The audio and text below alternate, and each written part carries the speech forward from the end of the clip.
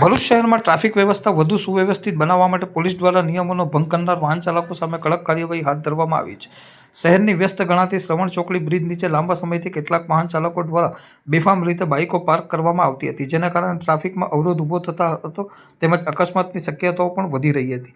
આ પરિસ્થિતિને ધ્યાનમાં રાખીને ટ્રાફિક પોલીસ અને સ્થાનિક પોલીસની ટીમે શ્રવણ ચોકડી બ્રિજ નીચે અચાનક ચેકિંગ અભિયાન હાથ ધર્યું હતું. કાર્યવાહી દરમિયાન જાહેર માર્ગ પર નિયમોનું ઉલ્લંઘન કરીને પાર્ક કરાયેલી તમામ બાઇકોને ડિટેન કરવામાં આવી હતી. પોલીસની આ કાર્યવાહીથી વાહન ચાલકોમાં દોડધામ મચી હતી. પોલીસે જણાવ્યું હતું કે જાહેર માર્ગો પર મન ફાવે ત્યાં પાર્કિંગ કરવાથી અન્ય વાહન ચાલકોને ભારે મુશ્કેલી પડે છે. ટ્રાફિકને સરળ અને સુરક્ષિત રાખવા માટે આવા નિયમભંગ સામે આગામી દિવસોમાં પણ સતત કાર્યવાહી ચાલુ રહેશે. જે વાહન ચાલકો ટ્રાફિક નિયમોનું પાલન નહીં કરે તેમની સામે કાયદેસરની કાર્યવાહી કરવામાં આવશે.